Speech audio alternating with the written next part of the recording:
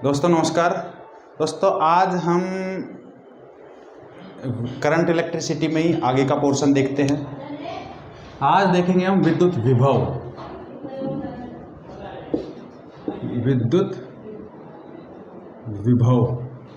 Potential बोलते हैं जिसे करंट पोटेंशियल, और एक वह विभवांतर है ना, विभवांतर पोटेंशियल डिफरेंस। अब विद्युत विभव क्या होता है?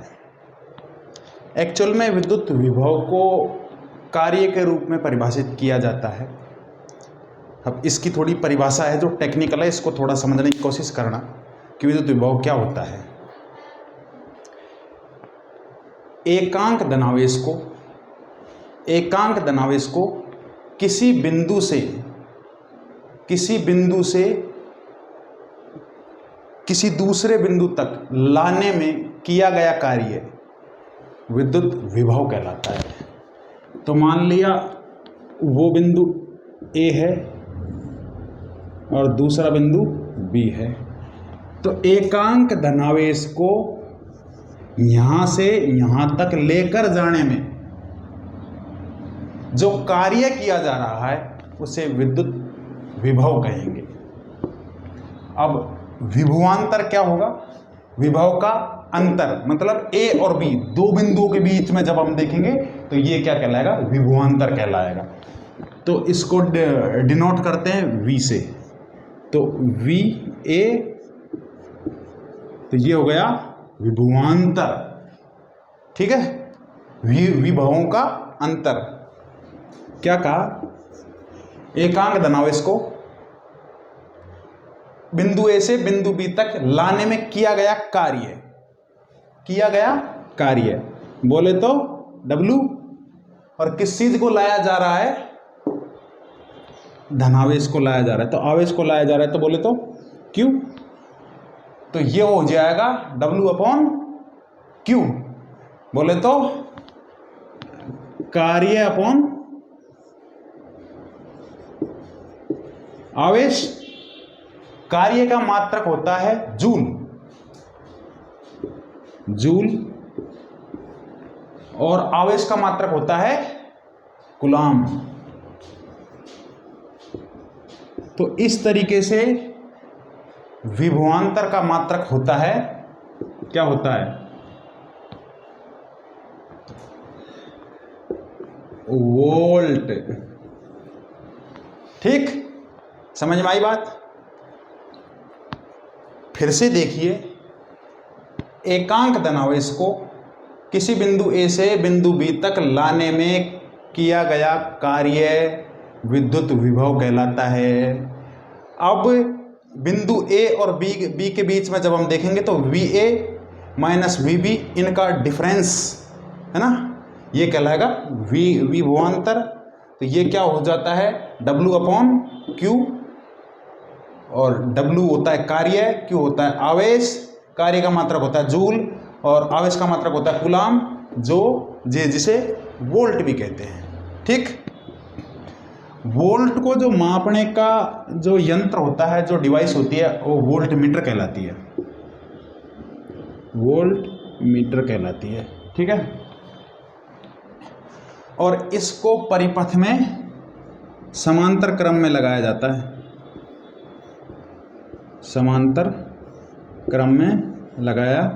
है, पैरेलल में इसको परिपथ में लगाया जाता है। अब इसको यदि हम अनंत मान लें तो एक सवाल यहाँ से ये भी बने, क्योंकि फिर अनंत में से यदि आप कुछ भी घटाते हैं तो वो अनंत ही होता है। लेकिन ध्यान रहे, अनंत पर विभव शून्य माना जाता है।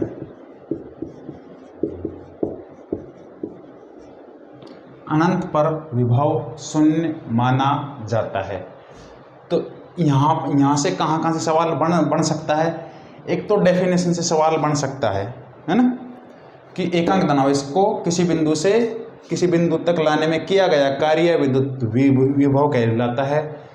इसके फॉर्मूले से भी सवाल बन सकता है। W/Q होता है, जूल पर कूलाम होता है, और इसका मात्रक क्या होता है, वोल्ट होता है। यहाँ से भी सवाल बनता है। इसको जिस डिवाइस से मेजर किया जाता है उसे वोल्टमीटर कहते हैं। और यहाँ से भी सवाल बनता है वोल्टमीटर से कि वोल्टेज को नापने की का जो यंत्र है वो कौन सा होता है, वो वोल्टमीटर होता है। और ये परिपथ में किस क्रम में लगाया जाता है, तो वो किस क्रम में लगाया जाता है, वो समांतर क्रम में लगाया जाता है। तो ये तो हो गया वोल्टेज की कहानी। अब अगली कहानी देखते हैं।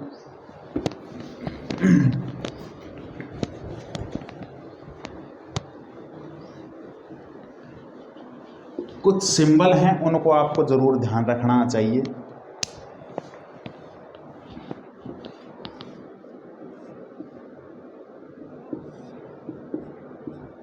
यदि कुछ ऐसा सिंबल आए तो इसको आप मानेंगे कि ये बैटरी या सेल है। ठीक है, बैटरी है ये। यदि इस तरीके का कोई सिंबल दिखाई दे तो आप ये मानेंगे कि ये कुंजी है, जिसे स्विच भी कहते हैं। ठीक है, यदि इस तरीके का कोई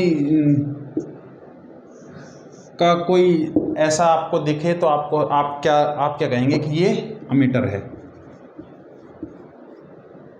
एमीटर है। ठीक है, और यदि कुछ ऐसा दिखाई दे तो आप कहेंगे ये वोल्ट मीटर है। ठीक है, और यदि कुछ ऐसा या फिर ऐसा दिखाई दे, ये कुछ ऐसा दिखाई दे, तो ये किसका सिंबल होता है, ये धारा नियंत्रक का होता है। धारा नियंत्रक का होता है। जो टेक्नीशियन वगैरह की जो एग्ज़ाम होती हैं उसमें इनको पूछ लेता है कई बार, तो इसका ध्यान रखना कि ऐसा जब कोई सिंबल दिखे तो बैटरी का होता है, ये जब सिंबल दिखे तो कुंजी का होता है, ये जब सिंबल दिखे तो एमीटर का होता है, ये सिंबल दिखे तो ये वोल्टमीटर का होता है, ये ऐसा या ऐसा दिखे तो धारा नियंत्रक का, और ऐसा यदि दिखाई दे तो यह है कि इसमें कोई बल्ब लगा हुआ है। ठीक है, ये समझ में आई बात। तो यहाँ से ये कोई टेक्नीशियन वगैरह से संबंधित कोई एग्ज़ाम होती है तो वहाँ से इसको पूछ लेता है। अब एक नया टॉपिक देखते हैं।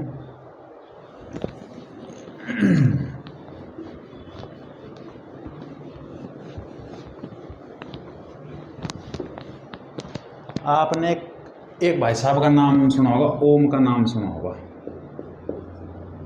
है ना। तो आज हम देखते हैं ओम का नियम, है ना,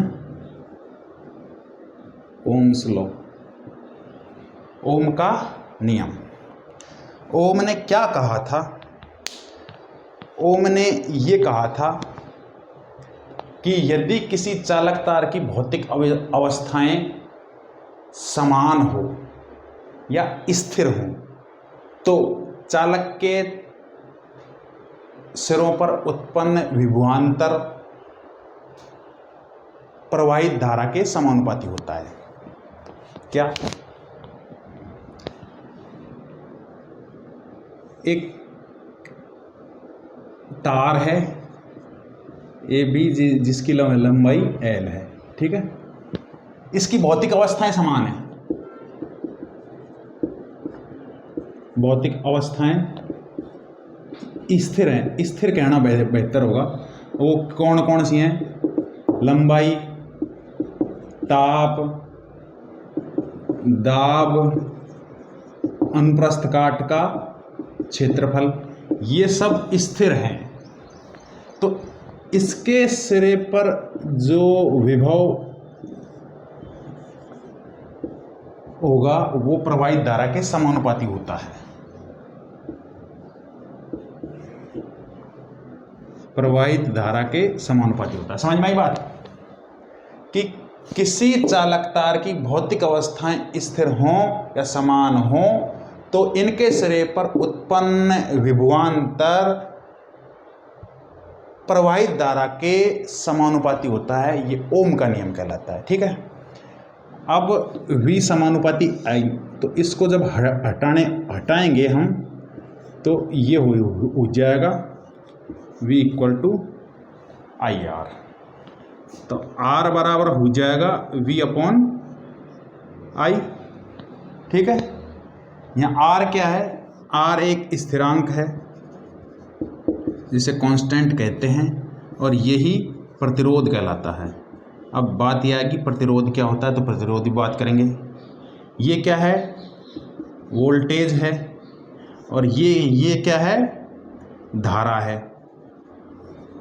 ठीक है, तो प्रतिरोध का मात्रक क्या हुआ? वोल्ट पर एम्पियर, इसको ओम भी कहते हैं।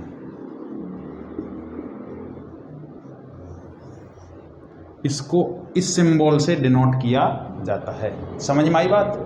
अब इसमें कहाँ से सवाल बनते हैं? यहाँ से सवाल, इसकी डेफिनेशन से सवाल बनता है ना? तो ये ध्यान रखेंगे कि इसकी भौतिक अवस्थाएं स्थिर या समान रहें तो इसके सिरे पर उत्पन्न विभवांतर प्रवाहित धारा के समानुपाती होता है। और फिर इसके फॉर्मूले से भी सवाल बनता है और इसके मात्रक से भी सवाल बनता है और इसके सिंबल से भी सवाल बनता है। समझ में आई बात? ये तो हो गया ओम का नियम। अब इसका एक ग्राफ और देख लो। ये हो गई धारा और ये हो गया वोल्टेज।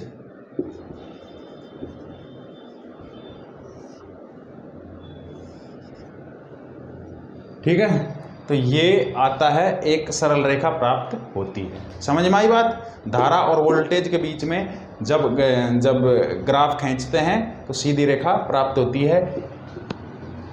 ग्राफ से संबंधित कोई भी सवाल पूछा जाएगा तो वो आपसे, यदि कोई टेक्नीशियन से संबंधित कोई परीक्षा है तो उसमें ही पूछा जाएगा, वरना साधारण जो परीक्षाएं हैं उनमें यहाँ से ही सवाल बनता है। ये टेक्नीशियन से संबंधित कोई परीक्षा होती है तो उसमें बनता है। अब बात करते हैं कि प्रतिरोध क्या होता है। अभी सवाल उठा कि प्रतिरोध क्या होता है, तो अभी अपन प्रतिरोध देखेंगे।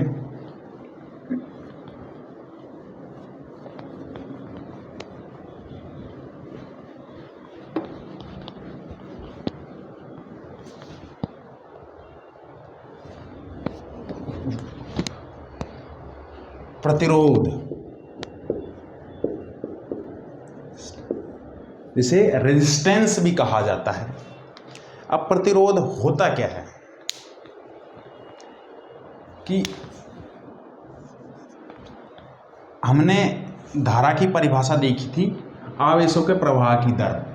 ठीक है, यहाँ पर धारा की परिभाषा देखी थी, क्या? आवेशों के प्रवाह की दर। ठीक है, और प्रतिरोध क्या है? प्रतिरोध जो ये आवेश बह रहे हैं ना, इसमें उत्पन्न होने वाली रुकावट। ठीक, क्या? आवेशों के प्रवाह में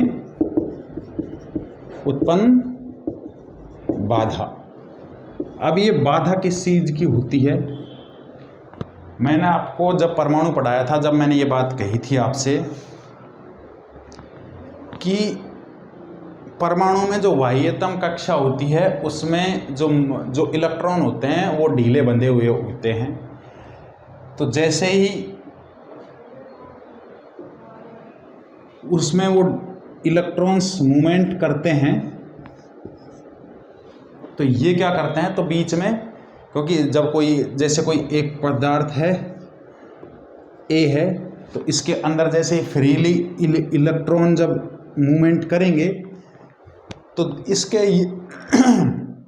तो क्या होता है, परमाणु होते हैं ना जो इसके रास्ते में आते हैं तो वो रुकावट पैदा करते हैं, और वो रुकावट ही है ना, उसी को तो प्रतिरोध कहेंगे हम।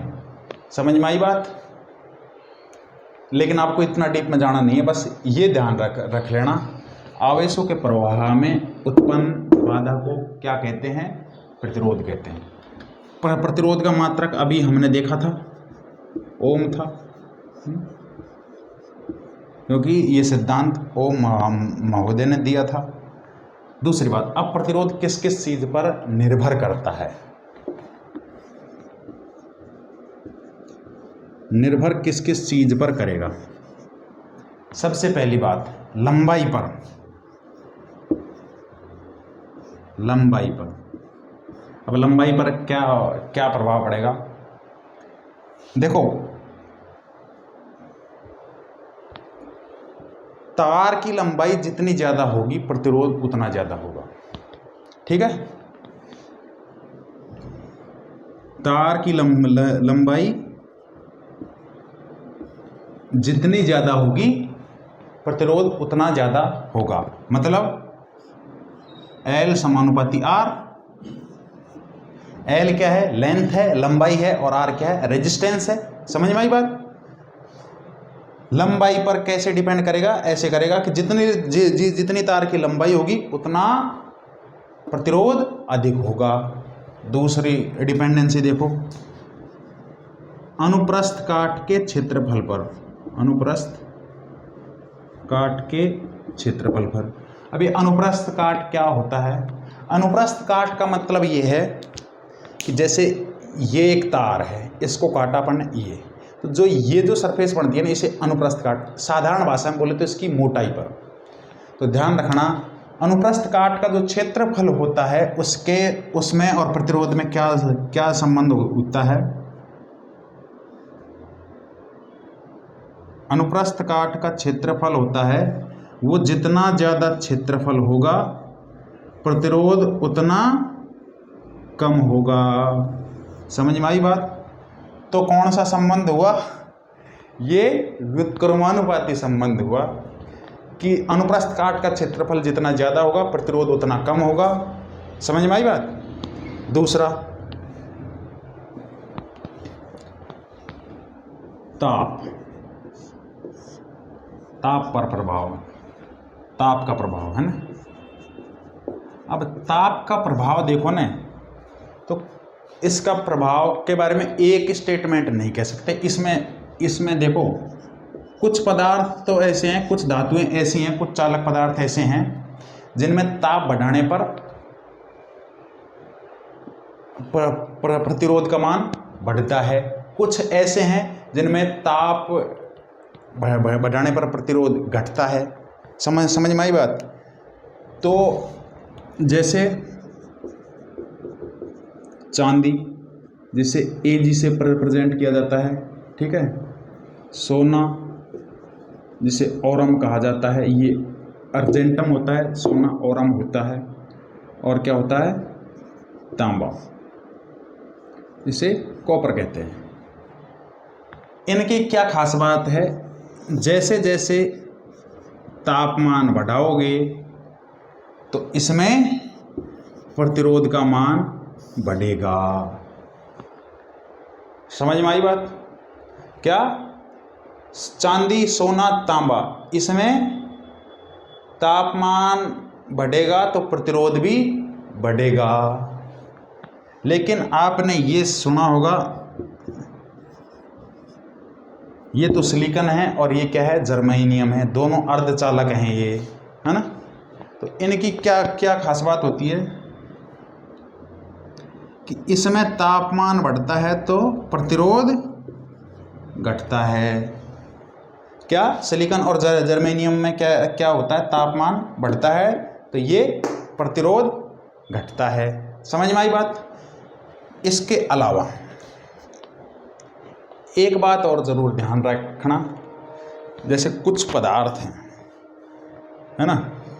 ये सवाल मैंने देखा था एक एग्जाम में।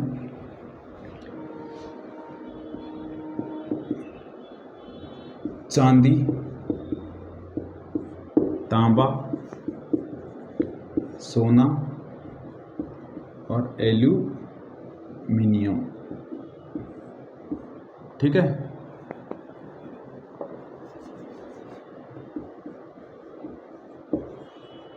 एल्यूमिनियम,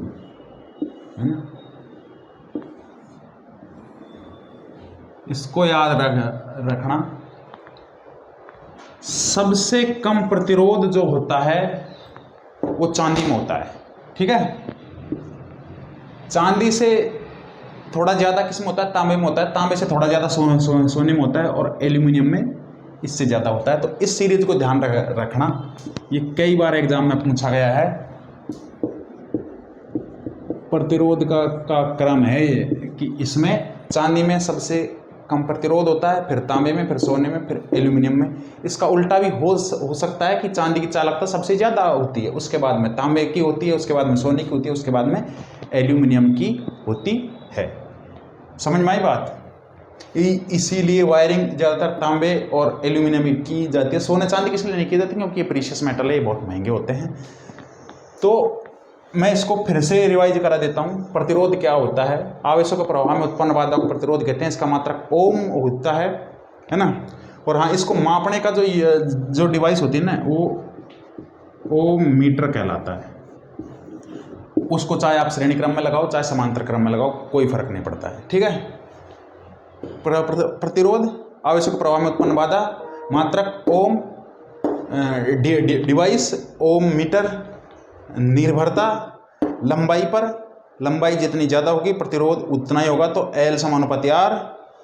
अनुप्रस्थ काट का क्षेत्रफल, अनुप्रस्थ काट का क्षेत्रफल जितना ज़्यादा होगा प्रतिरोध उतना कम होगा। ताप पर, कुछ ऐसे हैं जिनका तापमान जैसे बढ़ाएंगे तो प्रतिरोध भी बढ़ेगा, जैसे चांदी, सोना, तांबा। लेकिन सिलिकॉन और जर्मेनियम में ताप बढ़ाने पर प्रतिरोध का मान घटता है। और ये पदार्थ की प्रकृति के आधार पर भी देख लो आप, पदार्थ की प्रकृति के आधार पर। तो ये पदार्थ की प्रकृति के आधार पर चांदी का प्रतिरोध सबसे कम होता है, उसके बाद में तांबे का होता है, सोना का, फिर उसके बाद में सोना का, फिर एल्यूमिनियम का होता है। या फिर इसको ये भी बोल सकते हैं हम, चांदी की चालकता सबसे ज़्यादा होती है, उसके बाद में तांबे की, सोने की, एल्यूमिनियम की। तो आज हमने क्या क्या देखा?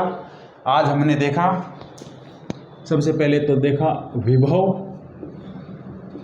या विभवांतर, दोनों देखे। उसके बाद में कुछ संकेत देखे।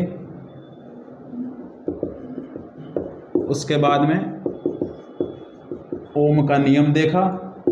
उसके बाद में प्रतिरोध देखा। कल हम देखेंगे प्रतिरोधों का संयोजन। तो आई होप आपको काफ़ी कुछ क्लैरिटी मिली होगी। यदि आपको हमारा ये वीडियो पसंद आया है तो इसे लाइक करें। यदि आपकी कोई क्वेरी है तो कमेंट करें। Stay tuned, see you tomorrow.